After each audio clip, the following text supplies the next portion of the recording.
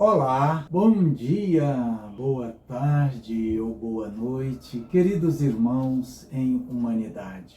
Esclareço que este é mais um trabalho dentro do projeto Textos que nos fazem refletir. Desta feita, trago-lhes o texto intitulado Quando a Morte Conta uma História, você deve parar para ler. Que na verdade é o capítulo 16 do livro Vencendo a Dor da Morte, de autoria da médium Célia Diniz. Como eu disse no vídeo anterior, eu amei esse livro pelos lindos e profundos ensinamentos que a autora nos disponibiliza, por conta de seus próprios conhecimentos, pela maneira de escrever e, de modo especial, porque ela replica inúmeros ensinamentos auferidos pela convivência de décadas, desde sua infância, junto ao grande apóstolo da humildade e da mediunidade, Chico Xavier. Neste trabalho, replicaremos, como disse antes, o capítulo 16, quando a autora inicia suas reminiscências dizendo, abro aspas, em julho de 1983, vi entristecida e frustrada meu irmão César partir aos 40 e poucos anos de idade. Em todas as perdas, sempre há um ensinamento. É como disse o escritor Marcos Suzaki, em A Menina que Roubava Livros. Quando a morte conta uma história, você deve parar para ler. E a autora prossegue dizendo, dos 12 filhos que ainda permaneciam a seu lado, César era o preferido de minha mãe, Lia. Nós, os reencarnacionistas, compreendemos bem tais afinidades. Ele havia substituído meu pai na presidência do Centro Espírita Luiz Gonzaga, que, como muitos devem saber, é o centro que fora criado por Chico Xavier, ficando, por essa razão, muito próximo de nossa mãe. Era carinhoso, humilde e muito estudioso da doutrina espírita. Sua amorosidade era linda de se ver. Todavia, quanto aos vícios materiais, ele era um pouco fraco. A pessoa, quando faz uso de bebidas alcoólicas socialmente, nunca pode imaginar o grau de dependência que pode se instalar. O alcoolismo é uma doença crônica, progressiva e de evolução lenta. Até o fim do século passado, quase todos admitiam que a origem do alcoolismo estava na esfera ético-moral. Ou seja, o alcoólico bebia porque era fraco de caráter, porque não dispunha de reservas morais para resistir ao vício. O tratamento limitava-se a algumas lições de moral, alguns bons conselhos ou exortações de cunho religioso. E os resultados obtidos eram bastante precários. E aí a autora prossegue. Recordando meus escassos conhecimentos nessa área, posso dizer que, depois da publicação das obras de Sigmund Freud, o pai da psicanálise, muitos profissionais passaram a ver as coisas de modo diferente. Começaram a situar a doença primária do alcoolismo na esfera psíquica. A origem do problema estaria em algum conflito de personalidade ou num trauma profundamente escondido no subconsciente. E tal distúrbio fazia o doente buscar anestesia no álcool. Nesse momento, a autora faz uma parte em sua narrativa para esclarecer que seu irmão, por mais que tenha tentado reagir e levar adiante seus compromissos, ele acabou por sucumbir. E cita que frustrações afetivas e profissionais ajudaram a piorar o seu quadro depressivo. Informa que sabiam que, quanto às defesas do seu organismo, estas ficaram prejudicadas nesses casos. que seu irmão passou a sofrer de diabetes de origem emocional e teve uma hemorragia epigástrica que lhe foi fatal. E comenta que, quando ele se foi, para distrair um pouco nossa mãe, nós a levamos para fazer um passeio do qual ela tanto gostava, ir a Uberaba. Chico estava muito doente e não combinamos com ele a visita, mas mesmo acamado, ele nos recebeu. A autora relata que Chico Xavier contou à sua mãe que seu pai, Lico, desencarnado 9 anos antes, tinha lhe dado o seguinte recado: o Lico esteve aqui ontem e me disse que você viria com alguns filhos. Ele pediu que eu lhe dissesse que lamentava profundamente o fracasso do filho querido, mas que estava tudo bem. E a autora Célia Diniz continua reprisando suas recordações da seguinte forma: minha mãe e todos nós, estudiosos da dinâmica da vida espiritual, sabíamos que aquele tudo bem significava apenas que estava tudo como deveria estar, que ninguém deserta da vida mesmo sem querer e ficará sem enfrentar sérias consequências. E minha mãe perguntou ao Chico: o César está junto com o Lico?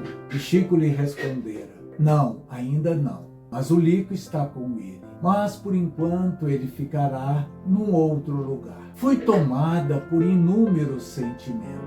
Eu olhava para o Chico e silenciosamente, para não aumentar a amargura de minha mãe, perguntava-lhe mentalmente se meu irmão era considerado, diante da justiça divina, um suicida involuntário.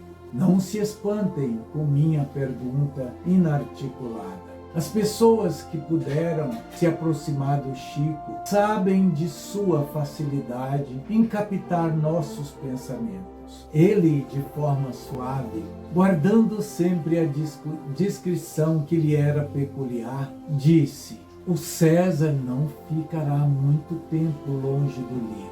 Logo ele poderá se integrar aos estudos de aprendizado e avaliação de sua última existência e poderá trabalhar ao lado do Pai. Ele terá atenuantes, pois em aspectos primordiais de sua vida faltou o apoio que lhe foi prometido antes de reencarnar. E aí a autora faz ainda o seguinte à parte: preciso esclarecer agora uma das respostas de Chico. O César não está com o Lico, mas o Lico está com ele. Aprendemos que, ao fim de cada existência, somos levados a um período de avaliação pessoal de nossas experiências, para saber se fizemos o que planejamos antes de voltar à Terra, onde erramos, e corrigir esses erros. Saberemos sobre os acertos, as virtudes e como consolidá-las. Ficamos sabendo como reconquistar as aflições que perdemos, que traços de nosso caráter devem ser retificados. Após esse encontro com a própria consciência, nesse juízo final, no qual somos nosso próprio juiz, devemos estar aptos a reestruturar nossos valores e a programar o futuro. Existe sempre a possibilidade de, mesmo que tenhamos algo programado, desviar-nos de nossos projetos de vida. E aqui eu relembro que isso sempre fazendo uso do livre-arbítrio. E a autora prossegue: adiando para reencarnações futuras o que viemos fazer, muitas vezes com maiores obstáculos, por termos perdido as oportunidades anteriores. Nesses casos, muitos são levados a conviver com a vaziez, com o vácuo ou com um sentimento de intranquilidade. Os limites surgem pela restrição que o corpo físico nos impõe. Se não temos o hábito de consultar sempre nossa consciência, onde arquivamos nossos projetos, e aí existem grandes possibilidades de nos desviarmos do caminho traçado. Contudo, mesmo ao nos desviarmos de determinada rota, podemos aproveitar os lamentáveis descaminhos como oportunidades de crescimento pela experiência adquirida, mesmo porque a vida sempre nos oferecerá alternativas. Muitos corações abrigam um sentimento de estarem distanciando-se de seus projetos de vida. Talvez a tristeza e as frustrações que o César sentia se davam por ele ter aquela intuição de que algo estava muito errado em sua vida e que havia uma enorme discrepância entre o que planejara e o que estava realizando. Pois bem, envidando esforços para socorrer o filho que regressava ao mundo espiritual, o espírito de meu pai estava ao lado do de César. Mas César precisaria aprender primeiro as lições que a solidão, a amargura e a decepção consigo mesmo tinham para lhe ensinar, para então passar a vibrar na mesma faixa espiritual e perceber a presença do Pai. Na solidão que conseguimos encontrar a nós mesmos e no mergulho em nosso interior, em busca da fagulha divina que existe em cada um de nós, nas reflexões sobre as potencialidades que essa fagulha encerra, encontramos a força necessária para realizarmos as transformações em busca do equilíbrio e da felicidade. Essas experiências, por quanto difíceis e dolorosas, não são castigos, mas apenas a aquisição do aprendizado necessário. Elas nos dizem bem alto que devemos saber aproveitar a oportunidade de estarmos reencarnados. Na solidão, a pessoa refaz os próprios passos em busca de oração e de socorro, que sempre esteve ali, de modo imperceptível. Somos amados e protegidos com uma intensidade que não conseguimos mensurar. Muito grande era o amparo que meu pai recebia. Mas, quando chegamos a Uberaba, Chico nos disse com a naturalidade de quem vivia e convivia nos dois mundos, um interexistente, no dizer de Herculano Pires, que repito aqui. Lia, o Lico esteve aqui ontem. Sentou-se na beirada de minha cama e me disse: que pena o que houve com o César. Ele não deu conta do compromisso assumido de dar prosseguimento às nossas atividades. Foi nessa hora que Chico nos falou de haver tranquilizado o espírito de meu pai, esclarecendo-lhe sobre as atenuantes. Certamente, a misericórdia divina vai oferecer-lhe um perdão por meio de nova oportunidade reencarnatória, para que ele cumpra o que deixou de cumprir, o que deixou incompleto, e assim superar os próprios limites, vencer suas dificuldades, aprender, crescer, amar. Não por outro motivo que ainda estamos reencarnados aqui, onde viver e morrer é tão complicado. Exceção honrosa aos espíritos missionários, que nada devem à contabilidade divina, mas que aqui reencarnam para nos ensinar como resgatar nossas dívidas. Certa vez, Chico me disse que ele, meu pai e César, traziam o mesmo problema cardíaco, mas que nenhum dos três morreria em consequência desse problema. Que foi o que ocorreu de fato. Agora um subtítulo, que a autora coloca nesse seu capítulo 16. Chico escreveu sobre o suicídio indireto. 2 pontos. Vivemos como criaturas que se suicidam pouco a pouco. Todo dia um suicídiozinho, um ato de rebeldia, uma reclamação indébita, um ponto de vista infeliz. Atraímos vibrações negativas e operamos sobre nós esses suicídios lentos, indiretos.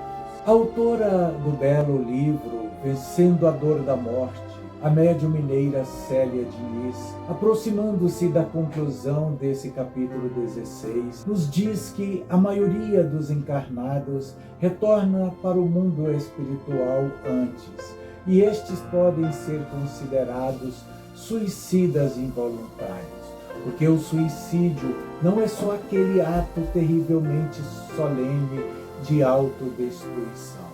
É importante sabermos disso enquanto estamos aqui. Não precisamos esperar a crise da morte para entender essas questões. Alguém disse que os inteligentes aprendem com a própria experiência e que o sábio com a experiência dos outros. E eu, queridos irmãos, José Lício, compartilho em gênero, número e grau com esse pensamento, certo? E aí a autora continua dizendo que, para explicar um pouco mais essa questão tão importante, ela diria ainda que um espírito completista aproveita todas as possibilidades construtivas, usando o corpo físico para colher as conquistas de direitos expressivos ao retornar ao plano espiritual e, consequentemente, a ocupar um novo corpo terrestre. E aquele que sabe fugir das experiências menos dignificantes, que possam desviá-lo do caminho da realização da vontade divina, tais como alimentação e emoções desregradas, cólera, tristezas desmedidas e excesso de estresse no trabalho. Tudo isso queima fluido vital, que é uma espécie de combustível do nosso corpo físico.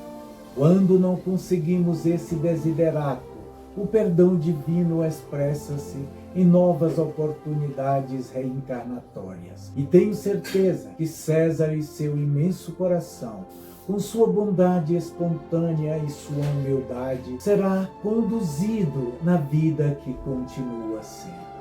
Concluindo, Célia Diniz fecha esse capítulo escrevendo em letras garrafais: experiências difíceis e dolorosas não são castigos, mas apenas a aquisição do aprendizado necessário. Ponto final, fecho aspas.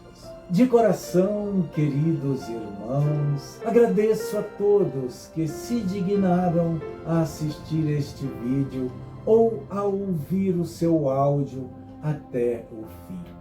E por favor, se você gostou, dê um like, marque aí ou inscreva-se gratuitamente no nosso canal, pois assim você receberá notificações de novos vídeos. Ou, querendo, compartilhe este com pessoas de seus contatos. Despedindo-me, imploro ao nosso boníssimo Pai Criador que nos abençoe e proteja a todos.